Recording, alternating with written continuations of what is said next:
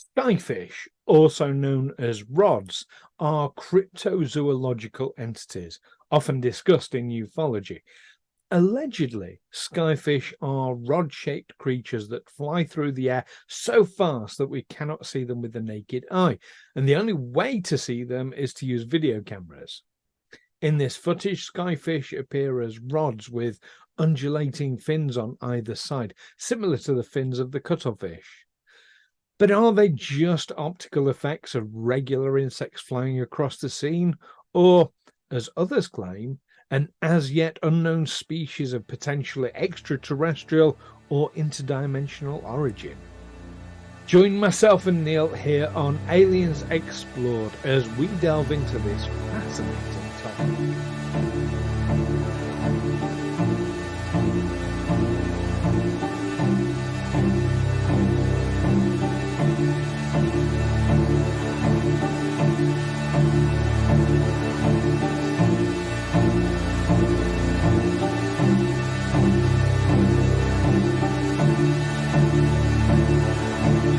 Aliens Explored is a weekly podcast exploring famous and obscure cases of UFO sightings, alien abductions and other strange events from both a believing and a skeptical perspective whilst keeping an open mind. I'm Stu Jackson, a professional actor and amateur ufologist with a particular interest in the crop circle phenomenon. I'll be debating that otherworldly visitations are real. The truth is out there. And I'm Neil Kelly. I'm a professional actor as well and used to work for the military as an intelligence analyst. I'll be arguing from a more doubtful point of view. I mean, it's all a bit far-fetched, isn't it?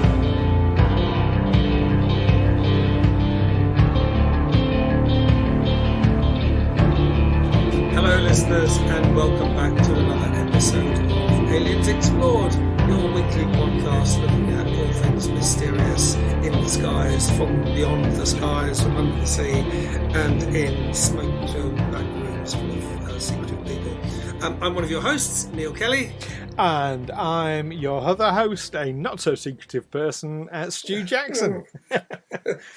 So we're not secretive at all, are we? No, and speaking of which, yesterday, at the time of recording, it was your birthday, so happy birthday, Neil. Thank you very much. Thank you. Now I'm 64. 64, blimey. So back in the day, that would have been 1 year from retirement. Back in the day, yeah, now that we're expected to work until we drop. Yes. Yes. Actually, it's not that. I think it's. I'm 2 years off retirement now, or 2 years off. Right. 2 years off state pension, so I think I get it when I'm 66. Okay, that's not so bad. That's not so bad. I think for me, it's like when I'm in my 70s or something. Probably, yeah. And isn't it funny how the people who think you should work until you're in your 70s are exactly the same people who won't give you a job once you're beyond 40? Yes, these are also the people who, generally speaking, retire because they're very, very wealthy at an early age. Yeah. Yeah, funny that. Anyway, we're not planning on retiring from this podcast anytime soon, are we? Not this year, anyway. Not next year. No, well, there are always more and more topics to talk about. Yeah, so why don't we get straight to it? We're talking about skyfish. Skyfish, also known as flying rods. Yeah, air rods. Air rods, yeah, heard them called that. So. Yeah, they're an interesting phenomenon. So people only really became aware of them back in the 1990s as they started appearing as artifacts on video footage. Rarely can they be seen with the naked eye, although a few people do claim to have seen them. But it is hearsay, what they claim. Really, only in the 1990s? Yeah, there's no record of them prior to that. Now, in terms of sort of video, the 1990s is kind of when the video revolution began. Prior to then, filming equipment like video footage. You had your old cine equipment, but 1990s is when digital really came into its own, and people started recording their own footage much more. Well, they'd had video recorders, hadn't they? They'd had Betamax, as a VHS. Yeah, video cameras. Yeah. Remember, we had one, and you had it came with a special little tape that fitted. It was smaller size tape, and then there was kind of an adapter. You could sort of put it inside a big, the size tape that would go into your into the one attached to your TV, and it would stretch the tape out. And 8mm, Super 8, they used to call it. Oh no, that was film, wasn't it? Film. Yeah. We had Standard 8 and Super 8. Yeah. Super 8 gave you the ability to record sound. Super 8 didn't. Super 8 was something we had as kids, as primary school children. We had an 8mm projector and some old films, and then we got a camera a few years later. Remember, my brother had this clockwork camera that worked quite well. A clockwork one, wow. Yeah, I've not heard about those. When I was a small child, my father had a cine camera and a projector, so there is actually footage of me as a 3-year-old somewhere on a VHS tape that I need to transfer to digital. Yeah. And Won't be making that public. we would have these evenings at home when you set up the projector and set up the screen, and we'd all sit around and watch these films. Of course, a lot of it was the excitement of seeing ourselves on screen, which is as old as film itself. I mean, some of the first cine films that were taken of things like taken at the factory gates at knocking off time, and see all the workers coming out, or they'd be taken on the high street and whatever. People would go to the cinema, in the 1910s or even earlier, in the hope of seeing themselves on film. Yeah, that was their big thing. And they go back time and time again. They were hugely successful, although obviously didn't travel very far. If you shot your footage in Blackburn or Sheffield, it tended only to be watched there. Yes. The interest would only be there. But long before Andy Warhol came onto the scene with his famous quote about 15 minutes of fame. Yeah, but people were still getting there. A few seconds of fame, and they'd be excited to spot themselves. I suppose it's like if you've done film extra work, you might then you think, oh, I think I might have been in shot. I'll go and watch it in the cinema to see myself. I've seen myself on the big screen a few times. Doing odd things. I suppose as actors, we stand a bit more chance of seeing ourselves on film than most people. But and it's always nice when someone gets in touch and says, "Oh, I went to the pictures and I saw you there." Yes. So coming back onto this, so 90s is when this phenomenon started. Now, some of our listeners might be wondering why we're covering this topic, because about 10 years ago, this subject was considered to have been completely solved and closed, and that's it, end of story. And I imagine that in your research, this is what you've come across. I've come across this here completely solved. Do you want me to say what the solution is? Yeah, go. Okay, you explain the solution. What they found was that it was flying insects, but during long exposures, they would be elongated. So you get this blurry, you get like a long creature with lots of sets of wings along it, apparently flying along, but it was because of a long exposure. In China Central Television, CCTV, set up a documentary. They set up these huge nets where these flying rods had been seen to try and capture them. Nets and surveillance cameras, and they saw the flying rods on the cameras, but then when they checked the nets, all they found were regular moths and ordinary flying insects. So that was kind of the explanation. It is this effect you get, and as you say, it's something particular to digital photography. Yes, I mean, is it something like? I mean, if you see footage of, say, a war zone or footage of a helicopter, on the old analog television or video film or whatever, you would see the rotor blades as just this blur, wouldn't you? To see this, you couldn't make out the individual blades. In fact, you couldn't even see it. You'd just be this blur above the vehicle. Yes. But on digital, you get this really weird effect where it looks like they're sort of jerking round really slowly. And you can in see reverse, the blades. in fact. Yeah. Yeah, and there's no... Oh, is that like the wagon wheel effect in Westerns? That's exactly it. Yeah, you watch Westerns, the wheels seem to be going around the wrong way. Yes. So there are a couple of things going on with that. Just to go into this explanation a bit deeper. One is you only tended to get skyfish footage, or it was more common, let's say, at night when your exposure. So your shutter of your camera, even digital cameras, it works. The principle is the same, that it just opens and closes and takes an image, a still image, and then it does it again, and it does it again. And it does this many, many times per second. In fact, this is what we call frames per second. A standard amount of frames per second will be 30. So you get 30 still images that you put in sequence, and that makes a second of footage. Now, how quickly that shutter opens and closes depends on how dark it is. The darker it is, the less light there is, the longer it has to stay open in order to get as much light in.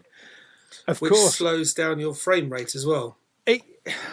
Yes, and I mean, when we say about it staying open longer, I mean, it's still absolute fractions, tiny fractions of a second. So if you're talking about a 30 frame per second footage, generally speaking, it's not going to slow that down. If you're talking 1,000 frames per second, or the incredibly high speed footage that comes out, yes, that would impact on it. But generally speaking, and especially for the 90s, less so. TV, for example, runs at 24 frames per second as a standard. 30 frames per second is considered to be more cinematic. There you go. So it's just that the shutter's open just for that fraction longer, just to get more light in. But of course, as it does that, there's more chance of an object in motion blurring the longer the shutter's open. And this is one of the effects that people are saying is causing these skyfish, is you've got an insect flying so fast across the screen that as the shutter is open, it's moved, 2 foot just in that fraction of a second. I mean, do you get blurring with digital? Yes. Most it's a reason why on film sets, you'll have experienced this yourself, on film sets, as well as having your film cameras there, which are incredibly high, high level, really expensive, really good quality footage, they'll have a stills photographer there as well, because stills photography is a different science. I'm breaking this down to its basics, but yeah, it's a different science, and stills photography is much better quality than film when you look at it per frame. Per frame, it's usually a little bit blurred as movement's happening, but as you see it all the frames together, it just looks like the person's moving. So yeah, I think the human eye works out. They've estimated it. I'm working from memory, so apologies if I get this wrong, but I think it's about 200 frames per second. Okay. That's what they estimate it to be at. So even the human eye is going to see it as a little bit blurred, but we're used to that. That's just what motion looks like. So that's one part of it. Another part is, and this is getting a bit more technical now, what they call interlaced video. So if you've got a slower frames per second, and things like CCTV footage where storage is an absolute premium, where you want as few frames as possible, they will use what's called interlaced footage. So you'll have frame 1 and frame 2, and there might be 10 frames per second in that footage. Now, to the human eye, if you just watch that, it's going to look very stuttery, very jerky. And in fact, some CTV footage does look like that. So what they do, they use a system called interlaced video, where if you've got frame 1 and frame 2, and there's a gap between them, they'll take frame 1 and frame 2 and create a third frame between them by overlaying the two images. So you get like a double exposure. Okay. And because you're seeing it so quickly, that just looks like movement, and the human eye, to the human eye, that looks fine. It reduces that stuttering And effect. I did this bizarre job once years ago, and they were calibrating the CCTV for for public transport for a bus. So I was on a double-decker London bus, and it's, as you say, they wanted to have the shutter speed going as low as possible so that the footage would last longer. That they would be able to get as much storage is an issue, but they had to balance that against actually getting viewable and usable images. So what I had to do when they said go, I was sat behind this woman at the back of a bus. This is one of these ones, the stairs were towards the front of the bus. I had to grab her handbag and run as fast as I could down the bus, down the steps, and off the bus. And then they would check the footage to see if they actually had something usable, that they actually got the moment when I was snatching the bag off her and actually got my face. Yes, because let's say it's 1 frame per second.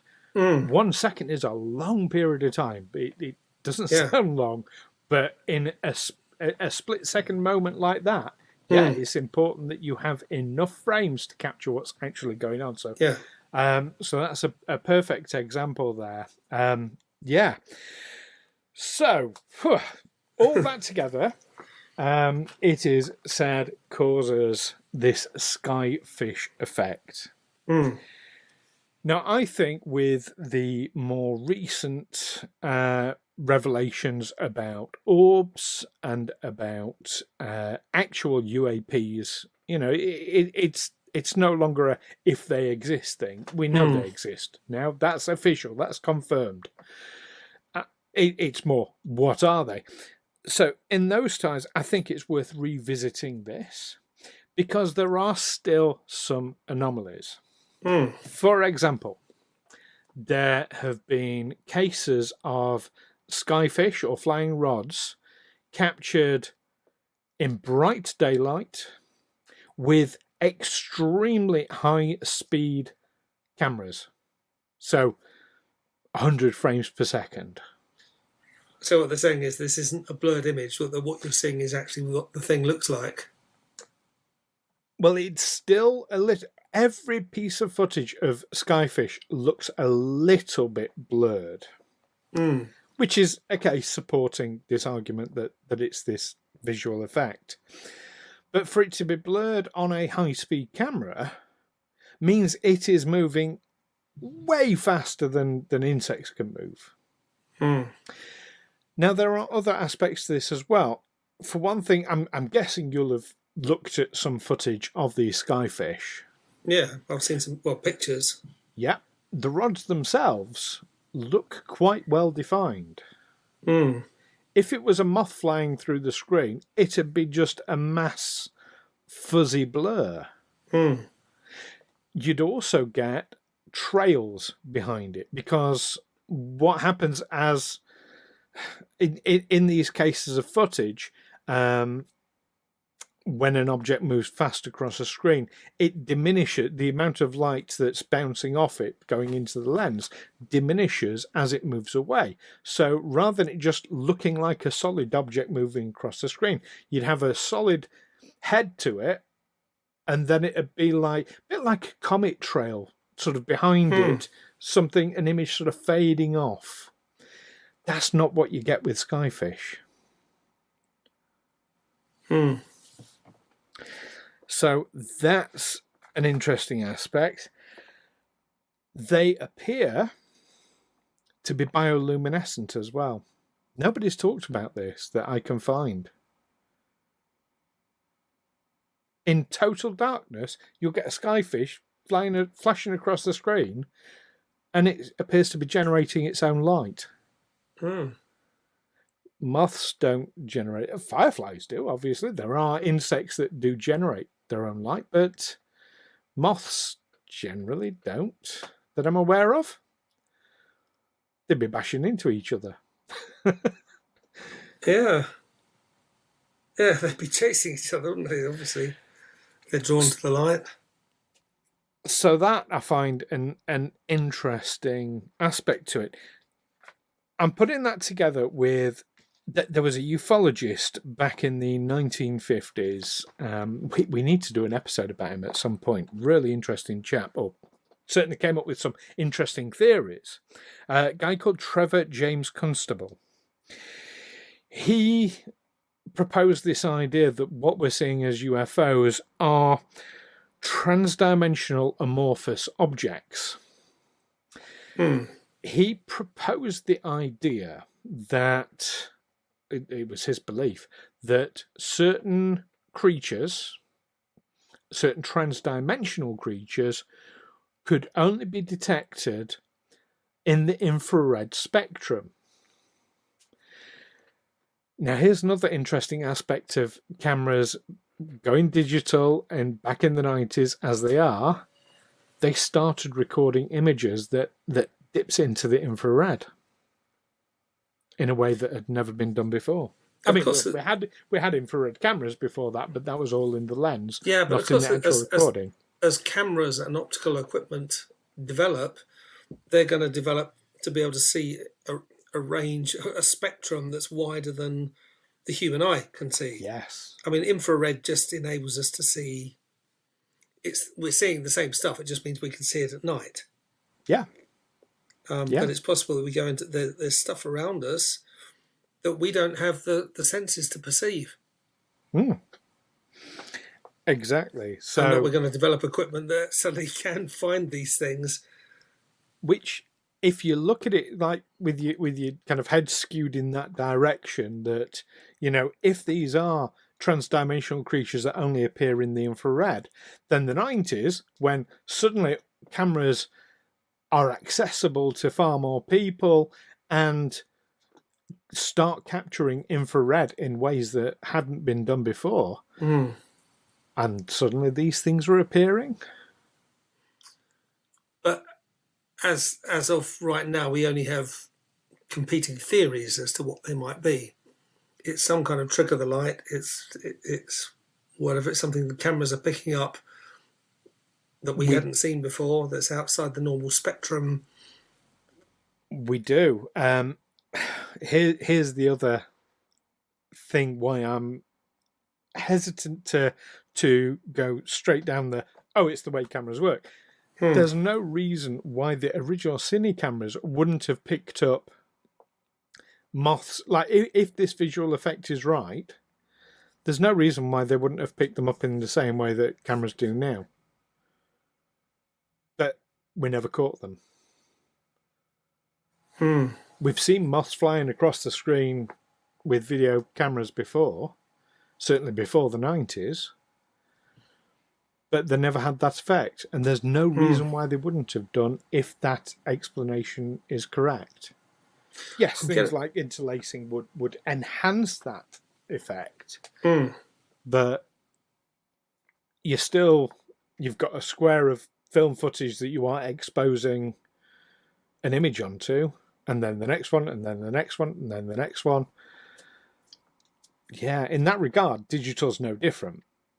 It's just the way it's stored, the way it captures the image. That's all that's different. You're still talking about frames. Still frames. It's still doing something different and picking up these things, or has the possibility been started that actually the digital camera is creating these things out of nothing, that there's some kind of glitch in the system? I've not seen that specific theory myself. But if these are things that have only been seen by these cameras, is it possible that the camera's creating them? It's some kind of flaw? Then it should be recreatable. Yeah, there's no reason why, given the same set of circumstances, you wouldn't get them all the time. And when you do get glitches or artifacts caused by faults or defects, things like that, they're static, because that fault or defect stays with the camera regardless of where the camera's pointing. It doesn't move across the lens. But are there cases where someone's making a movie, making a Hollywood movie perhaps, and they get this footage and they look at it back and they say, well, wait a minute, what's that flying across the screen? We can't use that. There's something, like a hair in the gate or whatever, but there's something there. Oh, that's ruined that take. Let's go to the next one. I mean, we know that happens. I've never heard of that happening because of Skyfish. But there must be someone thinking, well, what is it that's... there's an awful lot of money at stake when you're doing a take on a Hollywood film, especially if you're doing a big action scene or something, and then you play it back and there's all this, well, basically interference on the image, stuff that you don't want to see there. Which means you've got to shoot it again. I mean, if it's enough to ruin the shot, you'd think there will be someone looking into what is that? The director's going to say, what is that? And you're going to say, well, I don't know. It's just something we get every now and then, We think it might be interdimensional beings. Well, this film isn't about interdimensional beings. I don't want those. Okay, set it all up, get some new cars, get some new stuntmen, we're going to do another take. Usually when there is an artifact in it's easier just to cover it up in post. So it's quite possible that these things are happening in Hollywood films. They're just covering them up. Yeah. It's a cover-up. It's a cover it all along. Because this film isn't about that. Yeah. But artifacts do happen. When we talk about artifacts, we're talking about things that appear in the lens that shouldn't be there, basically. A hair getting stuck on the lens is a classic one. You get that more on budget movies, but But you see it in old films sometimes. You can see the hair there. Yes. Oh yeah, and it'll wobble about quite a bit. It doesn't tend to happen on you. Didn't happen in Iron Man. Yeah, so what do you think? What do you make of these things, having talked it through? It's interesting, isn't it? It's something which, when you look it up, it's something that mystified people for a bit. Then they realised it was blurred insects flying at speed and creating this effect. And now people are saying, well, actually, no, we've got these faster cameras now and we're still seeing it, and it can't be down to that. So it's me, to be fair. People, generally speaking, are just saying, well, it's an explained phenomenon. And I imagine there's a lot of our listeners out there who are saying the same thing. Well, it's an explained phenomenon. But I honestly this is me speaking now, not representing parts of the community or anything. I really feel there is something else to look into. It might be a mundane explanation, but... The explanation that's given just doesn't... It's not sitting right with me. It's not sitting right. There is more... It's still too many questions for my liking. But I still think it's more to do with our understanding of the nature of light than it is to do with a living creature or an interdimensional being. Or our understanding of the nature of the universe, yes. Or our understanding of the nature of the universe, yeah. Yeah. That it's something that's there, it's around us all the time, like those orbs, those thousands of orbs that you can see with certain equipment. Yeah. Is that just the way light is, really? Or it can be seen in a certain way? It's an interesting one, to be sure, and as ever, I'd really like to hear what our listeners think about Skyfish. Like, do you remain convinced that it is just an optical illusion to do with cameras, or having listened to this and the discussion, do you agree with me that there's something else to it. If you had to sit on one side of the fence, Neil, which side would it be? I'm still leaning towards optical illusion. Okay. I mean, it's interesting that because it said it was an optical illusion created by a slower recording speed of a camera. Mm-hmm. The fact that they're picking up similar things, well, actually they're not similar things. There's slightly different things on faster camera speeds. The same things in some cases. Or the same things, but yeah, it can't be fully explained by the slower recording speed of a camera. So I still think it's something to do with that.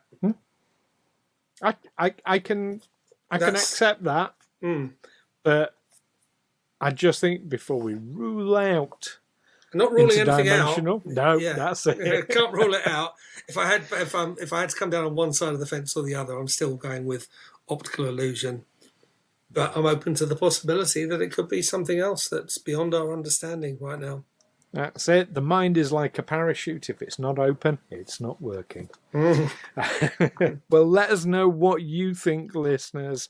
You can contact us via the usual means to let us know. You can email us, aliensexplored@gmail.com. You can find us on Facebook, Twitter, or X as it is now.